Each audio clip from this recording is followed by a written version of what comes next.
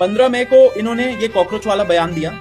11 मई को कुछ दिन पहले ही उन्होंने एनवायरमेंटलिस्ट के खिलाफ कुछ बोला कि दी सो कॉल्ड एनवायरमेंटलिस्ट, इनका काम ही है कोर्ट में आके दलीलें फाइल करना। कोई भी एक ऐसा केस हमें बता दीजिए जो एनवायरमेंटलिस्ट ने डेवलपमेंट वर्क जो इन्होंने वेलकम किया हो। इनका ये स्टेटमेंट था। Again this shows a attitude, it shows a prejudiced mind against environmentalist. 29 जनवरी को ट्रेड यूनियंस के खिलाफ इन्होंने बोला था कि trade unions are responsible agents जिनके वजह से इंडस्ट्रियलाइजेशन नहीं हो रहा है हमारे देश में। इतना स्वीपिंग स्टेटमेंट दे देना, जबकि हमें पता है कि लेबर लॉस के साथ क्या खिलवाड़ हो रहा है, इन लेबरर्स का कंडीशन क्या होता है, कैसे एक्सप्लॉइट होते हैं। उसके बावजूद जो थोड़े बहुत यूनियंस बन जाते हैं, जो अपना अधिकार को एसर्ट करते हैं, उनके खिलाफ बोल देना कि they are the agents, they are the biggest people जिनके वजह से देश की तरक्की नहीं हो रही। ऐसा उनका स्टेटमेंट था 29 जैन को। 2 दिसंबर को उन्होंने रोहिंग्या का कोई मैटर सुनते हुए बोला था कि रोहिंग्या लोगों को क्या हमें इंट्रूडर्स को वेलकम करना चाहिए।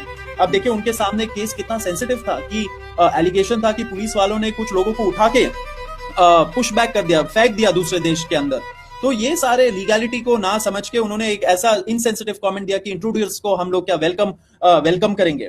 इस ऐसे ही उन्होंने पहले भी 12 दिसंबर को इन्होंने जब ये रोहिंग्या वाला कमेंट पे बहुत ज्यादा बवाल मचा था, ऐसे ही कुछ दिन बाद उन्होंने एक स्टेटमेंट दिया था 12 दिसंबर को कि nobody can browbeat me with comments, मतलब कि मुझे कोई धमका डरा नहीं सकता कोई। लेकिन एक कंसर्टेड अटेम्प्ट चल रहा है सोशल मीडिया पे एंड बाहर के साइड में क्रिटिसिज्म करके, लेकिन मैं नहीं पीछे हटूंगा, मैं नहीं कुछ करूंगा।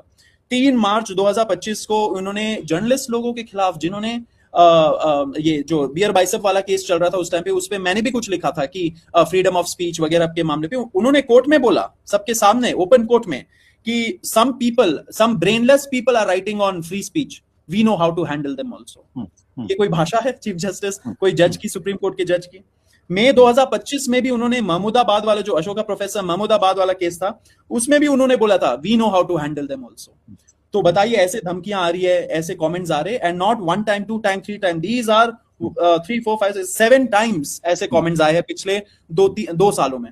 उसके पहले आप एक और चीज बता दूंगा, ये कुछ है राइट विंग के साइड में स्पेशली जो इस सरकार को शायद सपोर्ट करे। देखिए हमें कोई सरकार से लेना देना है नहीं, हमें है इंस्टीट्यूशन का क्या हो रहा है, सुप्रीम कोर्ट का क्या हो रहा है। क्या लोग उसी नजरों से, उसी रेस्पेक्ट के नजरों से सुप्रीम कोर्ट को देखेंगे जब उसका टॉप जज ऐसे कमेंट्स पास कर रहे हैं? नहीं। तो हमारा कंसर्न है what is the institutional image, what is the signal that is going.